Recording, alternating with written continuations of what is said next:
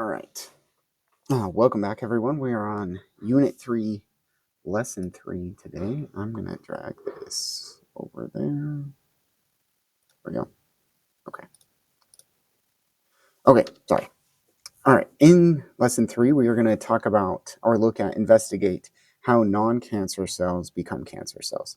So last lesson, Lesson 2, we looked at the difference just kind of generally between cancer cells and non-cancer cells, looked at a couple different images, had some readings, and just investigated them in general. And so now we're really going to kind of dig in on why they are different, why those differences we saw are there. All right, so we're going to start Lesson 3 with our learning intention and success criteria. These are posted on the whiteboard as well, but I'm just going to go through them in the video to touch on it if you're not in class, if you're on a different lesson, so that you know what you should be figuring out during the lesson.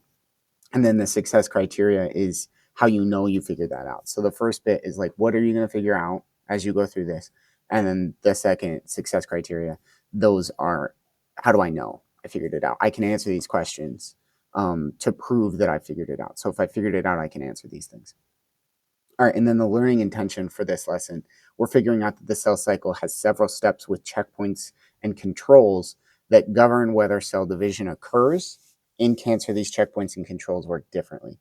So what that really kind of means in a more simple way is we're figuring out that the cell cycle, which if we don't know what that is yet, that's okay. But we're going to figure out that it has steps. So the cell goes through certain steps during this process. And then within those steps, there's checkpoints and certain controls that prevent it from moving forward, okay, or that decide when it kind of moves forward and what it does. And so govern just means decides for it. And then in cancer, we're going to see that those checkpoints and controls are either different or just work differently, okay? All right, and our success criteria, we'll know that we figured those things out and that we were successful in this lesson if we can explain the following things. So the first big one is our lesson question: how do non-cancer cells become cancer cells, right? The goal of every lesson is to answer the lesson question by the end, okay? Now I'm going to break that lesson question up into some smaller questions that you can answer, like we do with the driving question board, right? We've got this big lesson question. We're breaking it into smaller questions that I could, if I can answer these smaller questions, then I should be able to answer the big lesson question. So those include, how do non-cancer cells form? So how are they created? Okay. What does P53 do normally? We're going to investigate P53 more. We hopefully all remember P53 from lesson 1. What happens when P53 is not working correctly? And then how are cancer cells different from non-cancer cells? Kind of digging more into that investigation from lesson 2.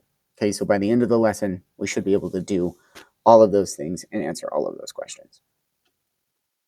Okay, we're going to start by reviewing what we did in lesson 2. So just kind of briefly talk about what we figured out in lesson 2. So in lesson 2, like I said before, we were investigating non-cancer cells and cancer cells and kind of looking at the differences between the two, reading about the differences between the two. So I need you to, when I tell you to, so here in just a second, you're going to pause the video and you're going to turn to a group member, okay, even if you guys aren't on the same lesson, like even if you're behind pace at this point and the person sitting next to you is on a completely different lesson, still pause the video and just talk to them. Chances are they've either done it or they'll be working on it in the future. And so it won't hurt to talk to them about it, right? They're not going to give answers away, and you're not going to give answers away for them. It's okay to just discuss this really kind of briefly. But what were some of the differences that you found between non-cancer cells and cancer cells last time? Some things and prompts to kind of help you guide this discussion, or things to think about, is how did they look different, right? We looked at the images of them. How are those images different? You know, how did they just kind of physically look different? How did they function differently? So we always talk about structure and function. Function is just like, how did they work? How they worked different than how a non-cancer cell works? Okay. And then how are cells kind of organized, right? We spent a lot of time talking about how cells are organized and how they're like in this kind of pyramid structure where you start with cells and they organize into a larger structure and then into a larger structure and into a larger structure. And how does cancer affect those larger structures, right? We know, how does cancer affect the cell? How are the cells differently? Then kind of build on that. How is that going to affect the next level up and the next level up? Those tissues, those organs, those organ systems. Okay. So those are just some kind of things to think about to guide that conversation. I'm going to have you right now pause the video, go and talk to a group member about that, and then come back to the video. Okay, awesome. Should have paused the video. Should have had this discussion just really briefly, talking about the differences we found between non-cancer cells and cancer cells. Okay, so now moving forward, we're going to go back and you're going to discuss with that same person again when I tell you to do so. But this is kind of our initial ideas about the new lesson material. So this is our initial idea discussion. So anytime we talk about an initial idea discussion, I don't think that you have the answers to these questions. I don't expect you to know these things yet, but we're kind of gauging where we're at, right? And so you're going to just kind of brainstorm what you do already know and what maybe you learned in middle school, what maybe you've seen on the news, what maybe you've heard, or what maybe kind of ideas you already just have based on your own like critical thinking and intuition. But this isn't like I'm saying you need to know the answer to these questions. No, these are things we're going to investigate. We just want to kind of get a general understanding of where we're at this point. So I would treat this more like the pre-test, right? We've all probably had pre-test, the pre-test for the lesson. Where am I? Kind of gauge where you're at. And some of us are going to know more than others. And by sharing that, then we can kind of hopefully gain a bigger collective knowledge. So that's why we're sharing is, maybe you know something that your table partner doesn't know and vice versa. And then you guys can kind of build each other's knowledge base together. Okay, so our two questions: how do non-cancer cells turn into cancer cells? Okay, and again, I don't expect you to know the answer to this. This is just brainstorming initial ideas.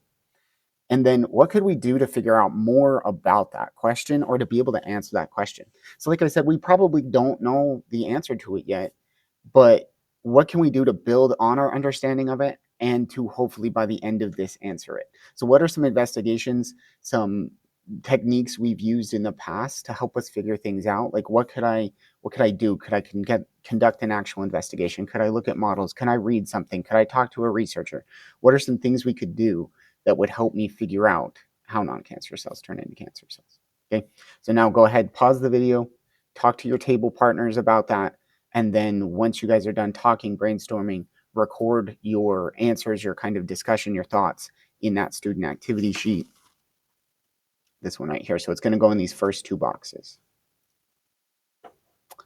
Okay, so we should pause the video. Should have had that discussion. You should have these first two boxes filled in on your student activity sheet. Awesome. Okay, so we probably and hopefully have a lot of ideas on how we can do this, and a lot of the things that I talked about that we've done in the past across the first two units and a little bit in this unit, whether that's looking at different images, whether that's looking at research, whether that's talking to scientists, watching videos from scientists, or conducting an actual physical laboratory. One that I hope that we brought up was modeling, right? We have made lots of models at this point. We've looked at lots of models, and that's kind of what we're going to use to look at this and to see how cancer cells are formed is a model that I have that is set up like a board game. Okay. Now, anytime we've got board games, I whether they're for fun or whether they're like for science or biology or school in general, board games can be confusing, right? Anytime that you play a board game or a card game for the first time, if you're anything like me, is super stressful because you're trying to figure out the rules while playing this game, and it just adds a whole other element, and it can be extremely frustrating. So, what I'm going to tell you for sure, 100%, you need to make sure that you're confident on how to play the game before you just start playing it, right? I've seen students just kind of jump into the game and like, oh, we'll just figure out the rules as we go. And maybe that works for Monopoly, where I'm just playing, Monopoly for fun with my friends. But we don't have a time constraint when we're playing Monopoly, and we're not trying to really like learn anything from Monopoly. I'm not trying to really figure out how to be a real estate mogul, but in this, you're actually trying to figure things out, and you do have a time constraint, right? We can't spend 2 hours playing this board game. We actually really only should spend 15 minutes on it. So we need to make sure that we read these instructions beforehand and that we're confident in how to do this before we jump into the board game, or you're going to spend way too much time on it and you're going to be really confused and you're going to like when I get to your group, or when you're going to call me over, come talk to me, and you're going to be like, this board game's awful. I don't get it. This is stupid. Why did you give this to us? So you got to make sure that we read through these instructions, that we're confident in these instructions before we try to play the game. Okay, so to get to those instructions, you've got two options. If we click on this link, it's going to take us to a digital version of the board game instructions. I also have physical versions. I have these printed available for you. You are more than welcome to get a printed copy. I would encourage to have a printed copy. If you want to glance at the digital copy first and then grab a printed copy, that's cool. Okay, for this one, we are looking at round one. Please only use the round one instructions. Sorry. The second page, round two, we're not going to do yet. We're going to do round two later. But right now, just use the round one. You can see up here at the top, it's giving me the materials I need. Okay, all of these are things that I will have for you when you come and get the board game. So if you're not using the physical instructions and you didn't ask for that, then you're using the digital, then grab these other things from me as well.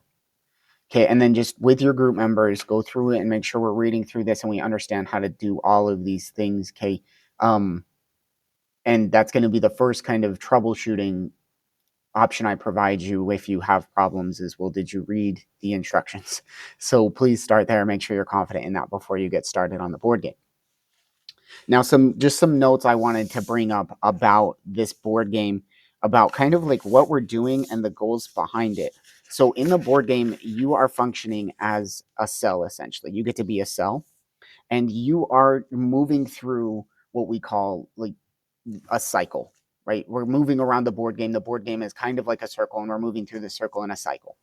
Okay, and so the goal is to get to the end of the board game. To do that, you as the cell, you need to collect the nutrients, proteins, organelles, and chromosomes. Now, if you don't know what any of those words mean, then I would encourage you talk to your table mates, right? All of these things are things you should have learned about cells in middle school, but we might have forgotten. We might not have learned it. Whatever happens, I understand. But we do need to know what a nutrient, a protein, an organelle, and a chromosome is, just kind of generally. You don't need to know very in depth. So if you're not sure what those are, then I would talk to your table mates. If they don't know, then talk to me. But make sure you have a pretty good baseline understanding of those words. Okay. If there's any that you want to record in those personal glossaries in your science notebook for later, record those definitions so you can remember them. Those things will come up quite a bit throughout this unit. So just make sure you know what those words mean. You all will have the paper scorecards you will use to keep track of your progress through the board game. That is absolutely essential, that on that physical paper I gave you, that scorecard with a pencil or a pen, you are keeping track of the nutrients as you collect them. Don't just kind of be like, oh, we're going to keep track of it in our heads, Mr. Nichols, because you'll forget. You're collecting so many nutrients and proteins and organelles as you go, resources, that you'll just be confused and you'll forget. So use the scorecard to keep track of the resources as you collect them. That will make the board game move as smoothly as possible. Okay. All right. And then we are going to kind of facilitate reading this and making sure we understand it. You're going to fill in this first chart table here. So this, what happens in the game? What does this represent in the cell? Section you're going to do just based off the instructions, right? So I'm going to have those instructions pulled up. I'm going to figure out what is phase 1 or phase G1, what is the G1 checkpoint, what is phase S, what is phase G2, what is G2 checkpoint, what is M phase, what is the M checkpoint. Okay, and if we don't know what it represents in the cell just yet, I'm okay with that, but you should be able to explain what happens in the game during the G1 phase, what happens during the G1 checkpoint. Okay, so at least fill in this first column, and we can come back and fill in the second column if we're not sure yet. Okay, so we should have those instructions read. You should be 100% confident in them. You should have that first at least column of this table completed at this point, this right here. So now what we're going to do is actually play the game. Again, like, you can play this on your own. I've had students do it on their own. It's fine. It's not as like fun if you play it on your own, right? You're not competing against anyone, but you get the message, and that's the important thing, is getting the learning from this. You can play it in groups of 2 to 4. I'm okay with that. It looks like this is set up for 6. I'll allow groups of 6. I know bigger than 6 though, so we don't want a group of 20 students all playing the board game together. That's not going to help anybody. Everyone's going to be confused, and you all need to like if you're one of these 6 players, you need to actually be playing. We shouldn't have any observers of the game, right? That doesn't really help anybody. Okay, and I will just reiterate this gameplay should only take 15 minutes. So, not reading the instructions, doing all that other stuff, and the gameplay, but just this section, playing the actual game, should only take you 15 minutes. If it's taking you half an hour, if it's taking you 45 minutes, you need to like either figure out what we're confused about, why is it taking so long, and like get my assistance in that small group, or figure out how to speed it along. Is it because we're off task or what's going on? But 15 minutes is the amount of time it should take. You should not take more than that. If you do, that's going to be what puts you behind pace. Okay, so you should have already played through the board game. There should be no like play through that before you move on to this, right? You can't make sense of what happened in the board game if you didn't play the board game, right? Obviously. Okay, so we're going to start, and I want to, in your group that you just played the game with, you're going to look through these questions, and you guys together are going to come up with answers to the questions on this slide. These are also in this activity sheet. You can find these are the questions right here, right? Kind of in these boxes. Okay, and then this is something that when we're in small group with me, I'm going to talk to your group about. Okay, so we are going to have a discussion about these together as a group, and kind of I'm going to use this as a check for understanding to make sure that you are getting the important things that you need to get. So just be aware of that. I always just like to throw that out there that we are going to talk about these things, and you are going to share answers just with your small groups. And with me. So just be prepared to share those. But you guys should be discussing these as you answer them. You should be working on them together. There is no like expectation that you're answering these in isolation. Should be you guys working as a group because you guys just went through this board game together.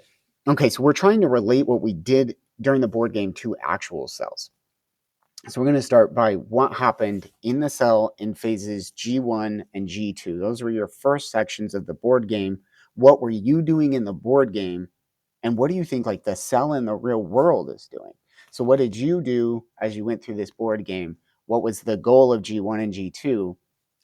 How do you think that relates to like real cells? And it's going to be, or it should be like a simple thought. So if you're thinking like, oh, well, that's obvious, it should be obvious, right? It's not like I'm asking you for this deeper thinking and I'm trying to like trick you with a trick question. It should be obvious. If you played the board game and you really invested in it, it should be obvious. Okay, so it shouldn't be difficult to figure that out. Okay.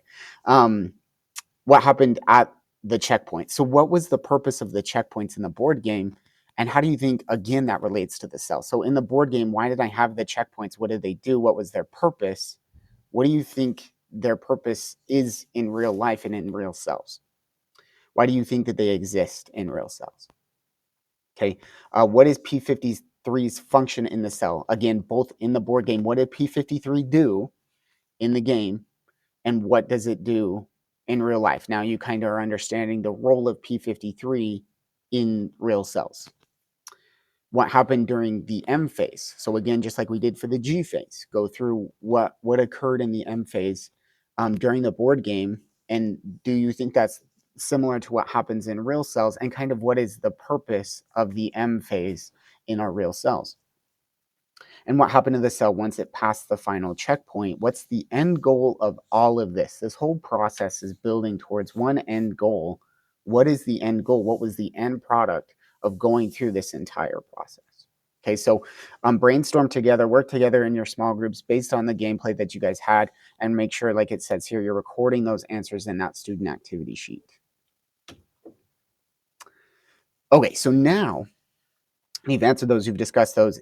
If I haven't had the opportunity to review those with you in your small group, yeah, I will when we get there. Just kind of depends on where we're at in the class period. But now we're going to look at the real model of the cell cycle. So this is the model that scientists, we have developed to show the cell cycle. So the board game was a rectangle, right? Which works really well for a board game. A circle board game is going to be kind of hard and confusing. I think like we could make it work, but it'd be a little bit more difficult.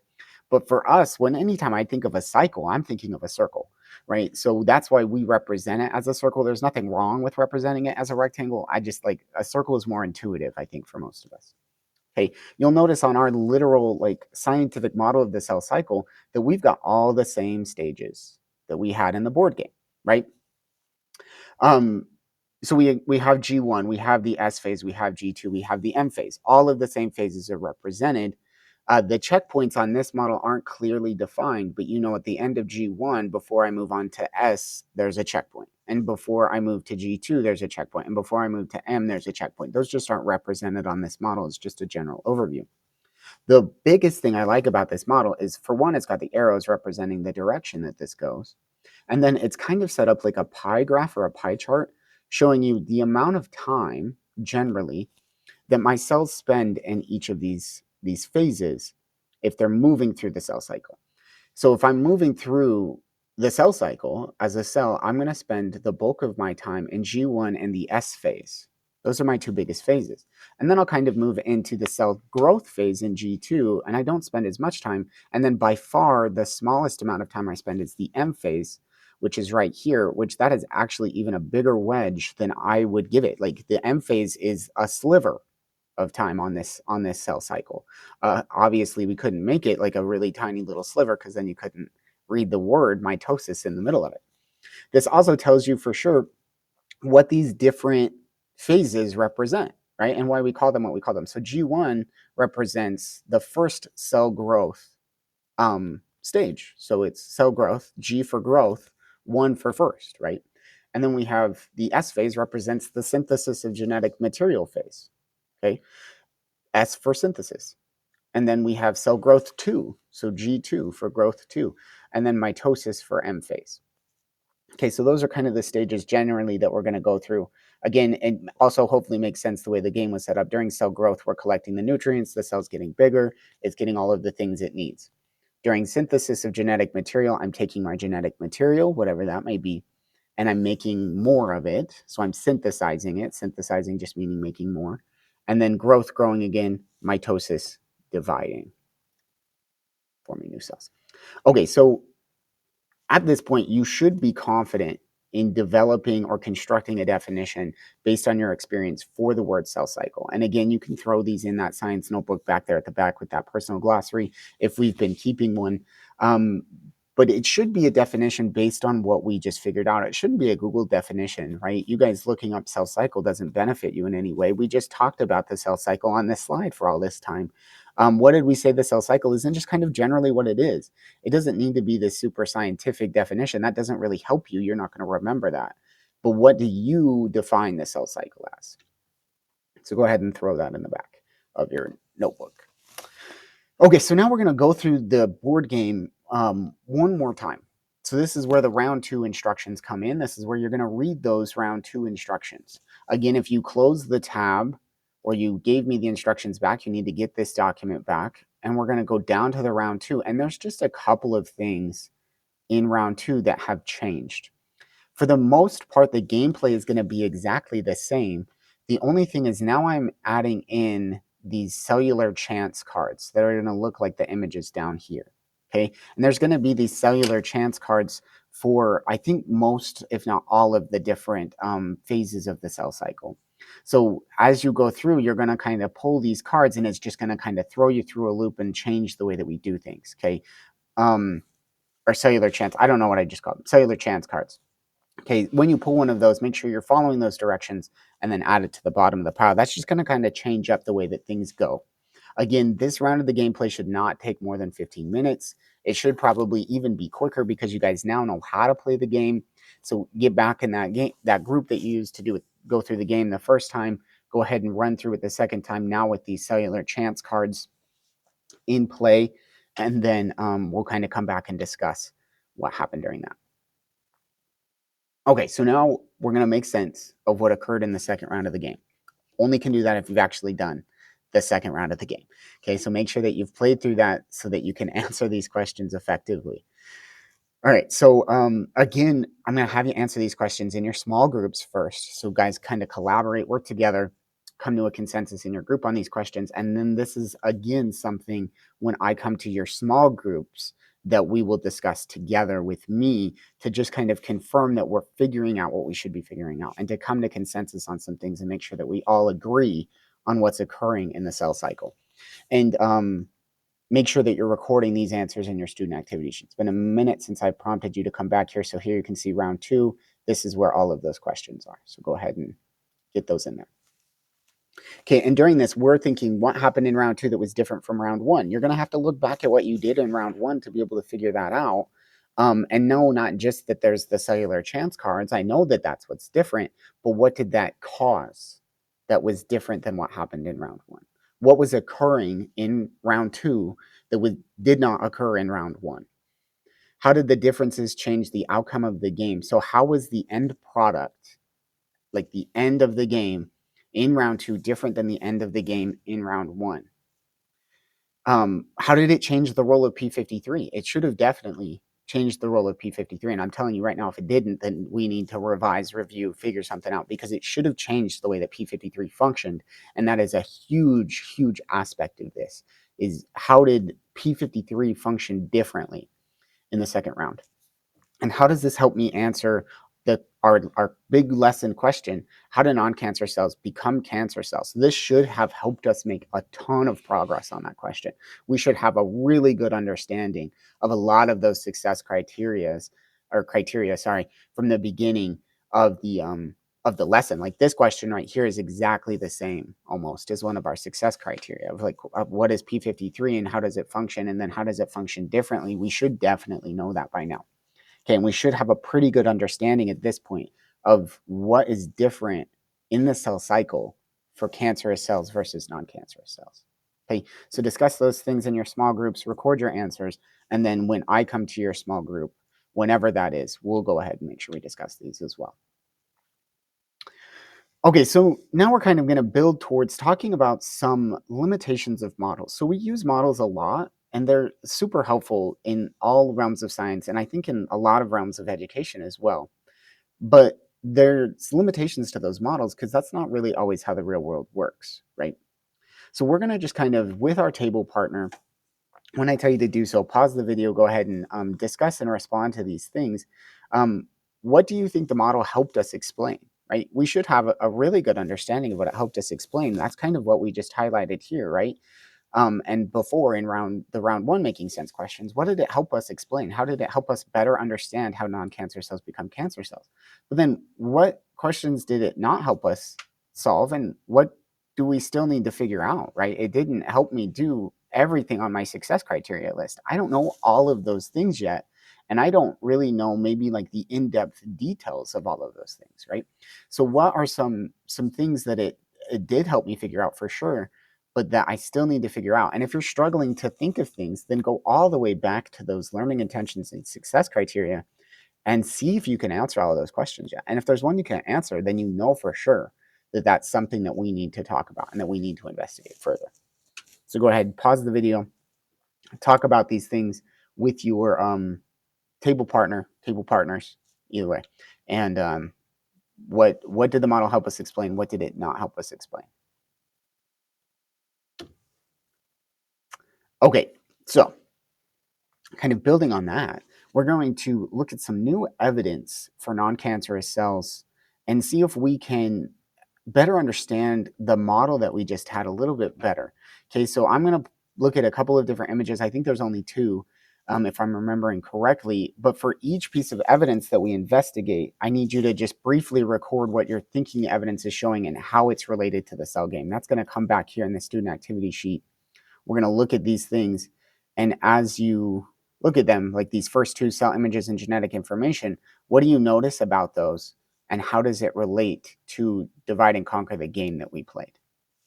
Okay, so the first one, we're going to look at some cell cycle data. Anytime you get a figure like this, like if I just looked at that, I'm going to be like, what the heck am I looking at, Mr. Nichols? This is like, it looks like dinosaur skin from, the animated part of Jurassic Park. That doesn't make any sense to me. And it doesn't. You're right. I have no idea. So I'm going to look down at the figure description. That's a great resource for us. That's always available. even like on those standardized tests, ACT, Science, CRT, these figure descriptions are always going to be there, and they provide me a lot of great information.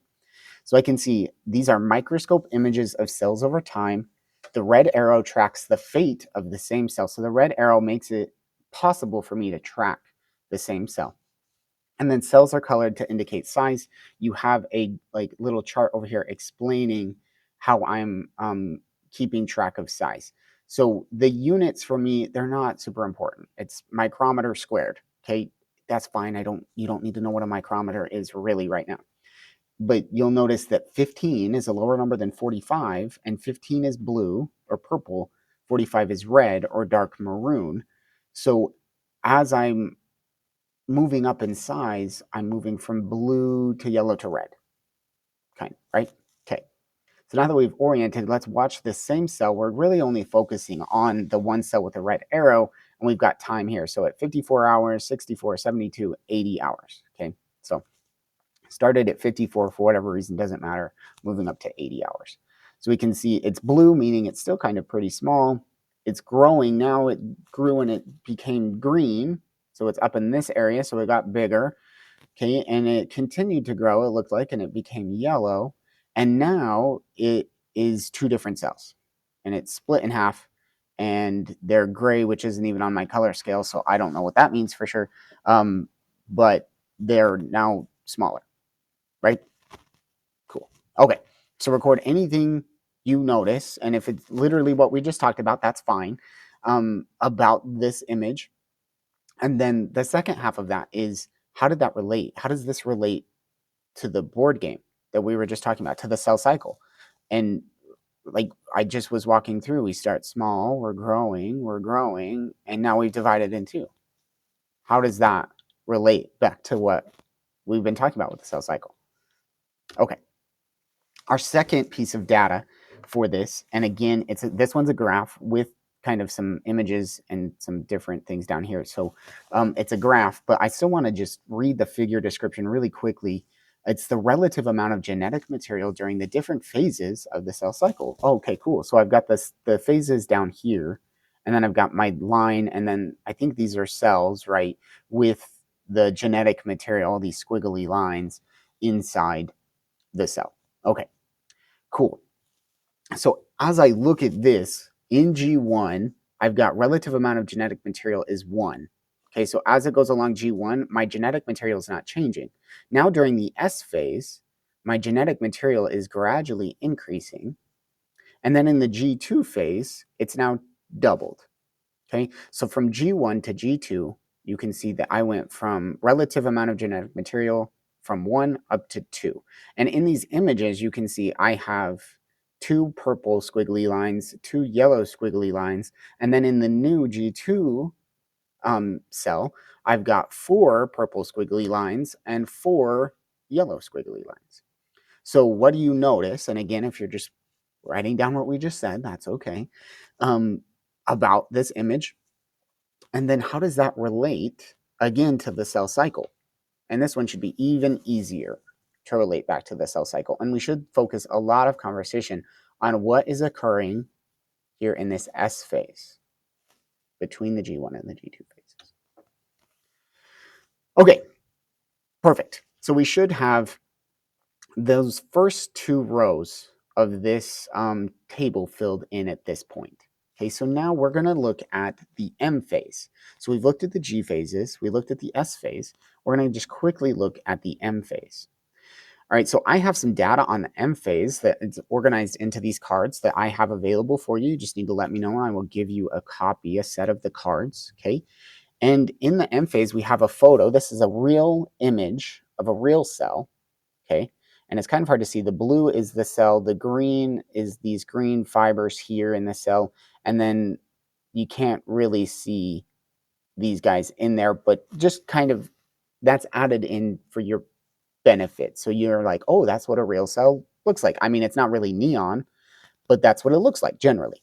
Okay, and then this is the actual model of that, which is going to be easier to see the things. Okay, so that's what the cards look like, what they're going to include.